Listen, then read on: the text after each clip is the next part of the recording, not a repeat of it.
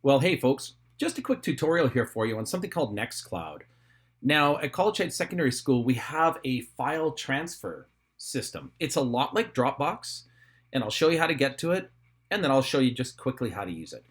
Like I say, it's like Dropbox, it's like Google Drive.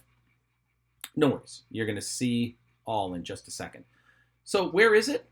Well, right now, it is sitting under the student link here. Okay, so if you go to the College Heights website and you go to students, scroll down, you'll see this web, mail, and NextCloud thing. So NextCloud is an open source technology. It's an awful lot like Dropbox, as I say.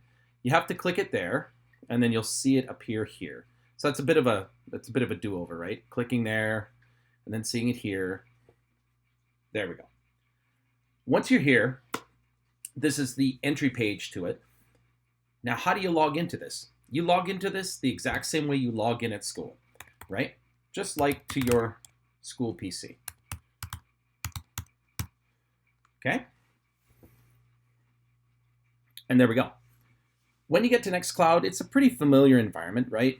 You should be looking at your three principal folders, your home folder, all this stuff, right? And there's a navigation bar here kind of at the top. I'll go back.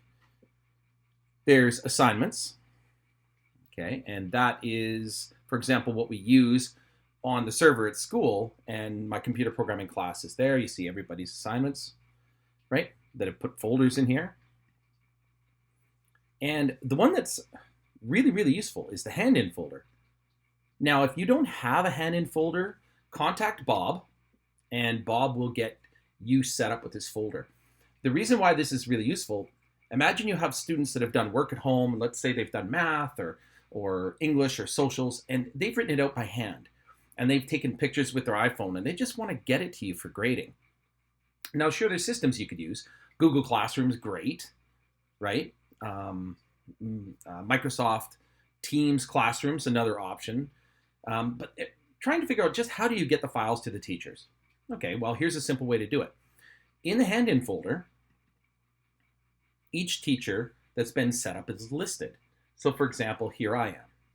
If I had a student that was handing me in some work, I would ask them to submit it to the hand-in folder. So how would they submit it to the hand-in folder? Well, I have some files here called Jerry files to hand in. So I'm just going to show this in a rudimentary way. Because this is like Dropbox, this is a drag and drop procedure.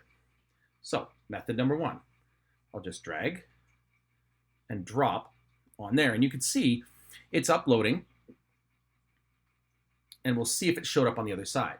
A little bit of patience. As this shows up on the server, it takes our Linux server a little bit of time to recognize that the file is there. Double click this. There are the files there. Turns out I've got a bunch of Star Wars backgrounds. I was having some fun with Zoom, so that's what those are. I'll go back just one level. This is the folder with the files in it. This is one yesterday that Tennille actually uploaded, and I just told her, hey, call it the cool stuff folder. And she, from her computer, uploaded these files that were already in the folder. So that's really, really powerful, because if you want this, you can simply click on this and download this, or you could go inside and download the individual files if you want. I think the folder aspect is really useful.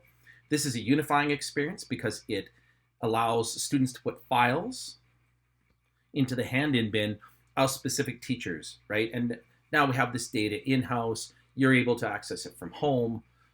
You're able to access it from school because it'll show up in your drive shares. That's pretty good. Creating specific folders inside here is another thing that can be set up. But for now, just showing that you can do this drag and drop procedure is neat. Where could this possibly go? Well, I know what I'd like to see here, if possible, and we'll see how this goes down the road. Other drive shares that could be here. For example, we have a science department share. That could be useful. These are things that we're looking into, and we'll roll out as soon as we can. There's always things that you have to consider. But this was a really quick NextCloud sort of tutorial. I hope it helps. I'm just going to go back here to my home folder, and I'll keep it short and sweet, folks. If you have any questions, email me or let me know in person. Ciao.